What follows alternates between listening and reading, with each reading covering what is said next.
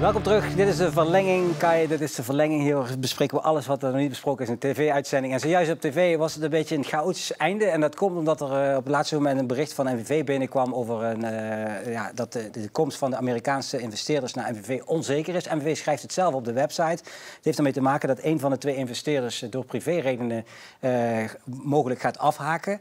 En dus die financiële middelen niet met die financiële middelen over de brug kan komen. En daardoor is, zegt NVV, genoodzaakt om met plan B door te schakelen. Oftewel zonder investeerders. En dus eigenlijk gewoon moet gaan bezuinigen heel erg. Laura van Leeuwen schrijft het op de eigen website. Het is wel nog zo dat die andere investeerder gaat kijken of er mogelijk een andere Amerikaanse of in ieder geval een andere investeerder alsnog. Maar goed, de KVB zal er ook meekijken. En die weten ook dat die kunnen dus ook geen beslissing maken. Dus eigenlijk gaat NVV terug naar plan B. Zo wordt het ook wel gezien eigenlijk. Wat zou plan B zijn? Ja, dat is gewoon zonder investeren. Dus volle bak bezuinigen, neem ik aan. Want dat is natuurlijk wel heel erg lastig. Als je een selectie hebt die ongeveer €600.000 qua kosten met zich meebrengt. Als je daar nu moet gaan bezuinigen om het tekort wat veel groter is dan die €300.000. Als je de helft zou pakken, ja, dan wat moet je nog doen? Nee, precies. Hier staat plan B is... onderdeel is hiervan om naar alternatieve financiering te kijken. En nou ja, daar weten we van dat het voor MVV natuurlijk ook gewoon lastig is op dit moment. En ook om de inkomsten en uitgaven kritisch te beoordelen. Ja, dat is toch meestal... de uitgaven is makkelijk... Het is eigenlijk heel verdrietig nieuws. Ja, dat is echt zeer verdrietig nieuws, ja. Ja, zo'n aanvraag wordt stilgezet, net als bij Vitesse. En dan begint bij de KNVB bedoel je? Bij de KNVB. Ja. 1,1 miljoen was tekort. De huur is 3-4 maanden naar achter geschoven om te betalen. Nou, dan moet je wel enorm... Noord, de voorganger van Laura van Leeuwen, had een kostenbegroting van 4,1 miljoen. Daar waar Paul Penders ooit maximaal 2,8 miljoen uitgaf. Dus daar zat het al in. Laura mag het dan oplossen en gaan verklaren. En dan nog een keer oplossen. Dit is wel een hele uitdaging. Nee, maar zeker met die bedragen. Maak jij je zorgen over de toekomst van NVV? Nou ja, als ik dit hoor, dan gaan we een paar stappen te snel, denk ik. Privéredenen, als dat zo is, en dat heeft met gezondheid van iemand te maken, dan is dat natuurlijk sowieso verschrikkelijk. Niet of dat scheiding, de vrouw krijgt de helft. Ja, dat zou ook nog kunnen, dat hij daardoor geen geld meer heeft. Maar kijk, ze zetten het op de website, ja, en dan begint het speculeren natuurlijk, en dat is logisch. Maar weet je, toen ik een keer hoofdinkoop was bij Sphinx, en hadden we, de markt ging wat terug in de sanitairbranche, en dan mochten we geen memoblokjes meer kopen, geen pennen meer kopen en dat soort zaken. Nou ja, dan moet je wel heel erg veel pennen gebruiken om een jaar. Dat lijkt hier ook een beetje op. Natuurlijk moet je bezuinigen. Natuurlijk moet je ook kijken of je meer kunt verkopen. Als het geen speler is, dan is het events, horeca, weet ik veel wat. Maar dit wordt wel een reuze klus. Je bent zelf commercieel verantwoordelijk geweest bij NVV een tijdje. Ja. Je weet ook hoe lastig het is. Ja, dus ze zeggen nu, op korte termijn kunnen we alles betalen. Daar komt het een beetje op neer. Maar er moet wel natuurlijk snel een sluitende begroting komen. Ja, anders krijg je last van de KNVB natuurlijk. Je hebt eerst een paar kopstukken nodig, zoals hem, die zich aan die club gaan verbinden. En die gaan proberen een heleboel bedrijven naar binnen te loodsen. Want anders dan ziet het er met het verhaal wat je nou vertelt. Maurice, maar jij hebt het ook gedaan bij Venlo. Ik heb het bij MVV 1,5 jaar met Tommy Dames samen gedaan. En ook een aantal mensen, Frans Edens. Nee, weet je wat om gaat hier? Vroeger had je de zware maakindustrie, die zat in Maastricht. Nou ja, die is allemaal vertrokken. Toen hadden we een Mercedes callcenter, we hadden Vodafone, die zijn ook vertrokken. Maastricht draaide op met name toerisme en middenstand, horeca. Die kunnen niet dit soort bedragen ophoesten. Dan moet je een andere investeerder gaan zoeken. Nou ja, Fortuna heeft destijds, daar waren mensen ook allemaal kritisch over. Maar goed, dat is een hele stabiele partner gebleken. Ja, naar zoiets moet NVV op zoek gaan. Ja, deze tijden heeft Fortuna ook gekend. Ik kan me nog herinneren, toen werkte ik hier nog. Toen was er een bekende quote van Martin Masset, de toenmalige voorzitter. Zei, we hebben nog €300. En dat is het. Zo. Dat weet ik nog, joh. Dat is...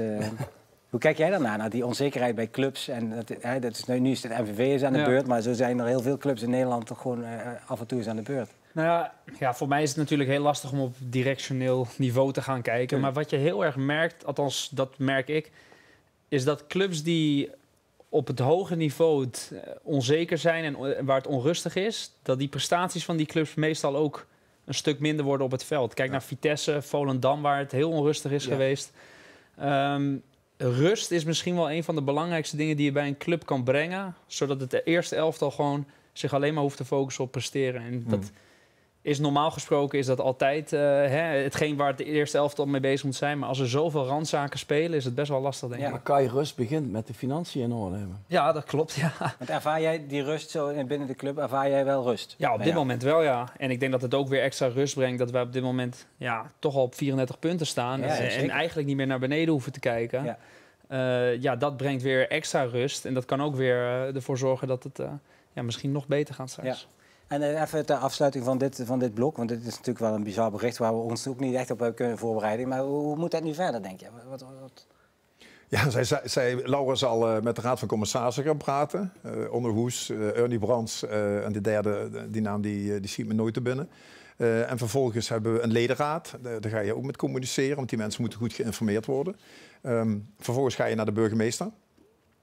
Om die te informeren en de wethouders om te kijken, meer om te informeren. Want ook de gemeente is niet scheutig en die hebben die middelen niet om dat te doen.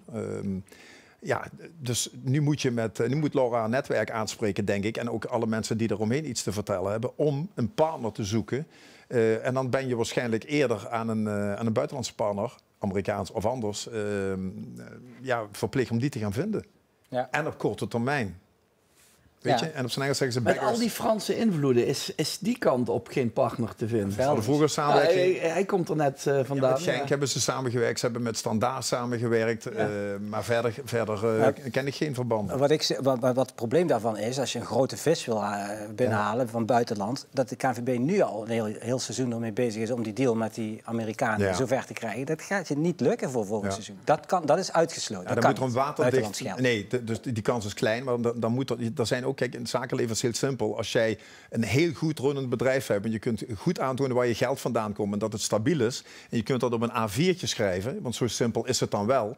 Maar dat ligt er wel aan wie de partner is.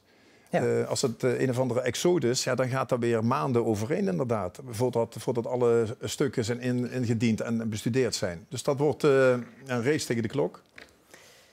Schweinsteiger.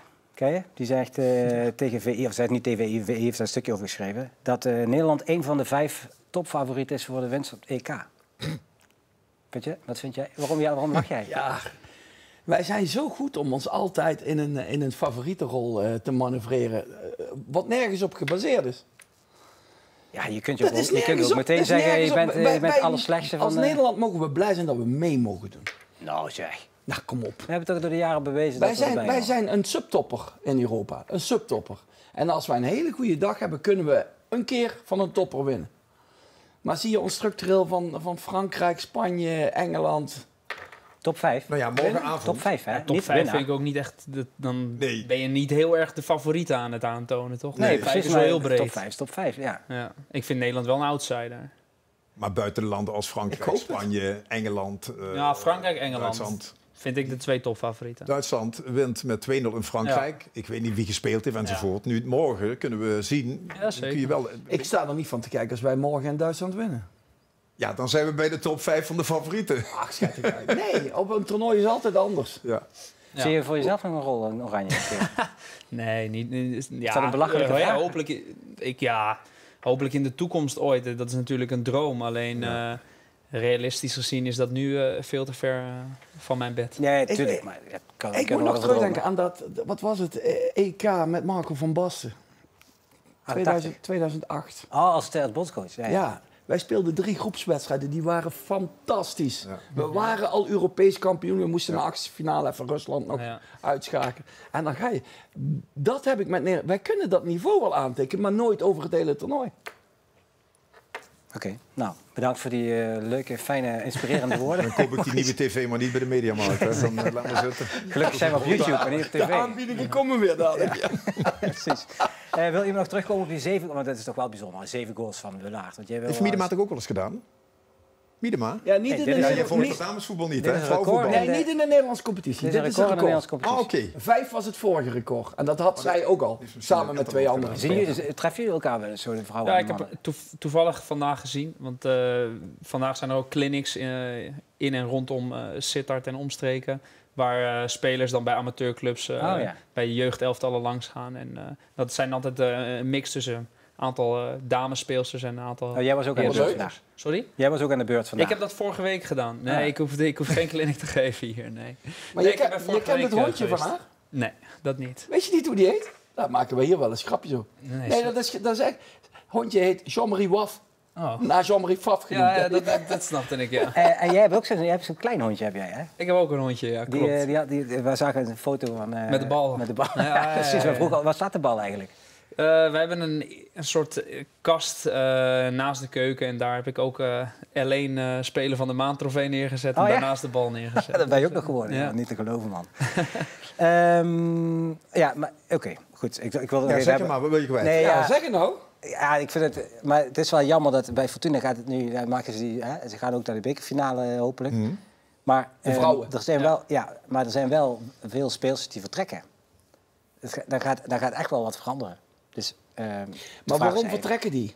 Ja, die omdat ze niet... Wordt er doorgeselecteerd? Of, nee, die worden verkocht aan grotere clubs, volgens mij. Ja. Twente bijvoorbeeld, wil later. Dat is bij de mannen niet anders, dacht ik, hè? Dat is bij de mannen niet anders, hè? Nee, maar Fortuna staat natuurlijk bij de vrouwen wel subtop tegen de top aan. En op korte tijd eigenlijk. Ja, zeker. Maar Kai, die ligt nog 2 seizoenen vast, hè? Dus, hierna nog 2 seizoenen. Hè? Ja, precies. Ja, dus tot de zomer 26. Roger Reiners en Wim Dussel, wil je nog wat tegen Wim zeggen? Ze moeten gaan scouten voor volgend seizoen, blijkbaar. Oké, zijn we nog iets vergeten? Nou, ik wil eigenlijk een compliment maken. Had ik net eigenlijk moeten doen dat jij zo goed staande houdt. Hier is makkelijk, want we zijn, je bent hier vriend van de show. Maar dat je voor de tv zinnige dingen zegt. Ja. Ook na een wedstrijd. Dat moet je toch maar doen. Weet je, en je hebt een slechte tijden, stond je daar. En in goede tijden is het iets makkelijker. Maar ik vind dat hij dat super doet. Ja, maar daarom vind ik ook, qua voetbal misschien niet. Maar als type lijk je wel een beetje op Buijs eigenlijk. Je kan ook heel boos worden. Op training bijvoorbeeld.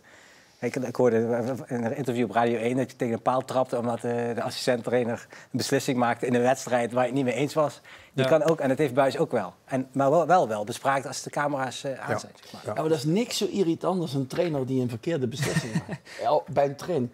Wij hadden op dinsdagmiddag hadden we altijd van die kleine partijtjes. 3 tegen 3, 4 tegen 4. Dat vinden voetballers fantastisch om te doen. En daar gaat het vol erop.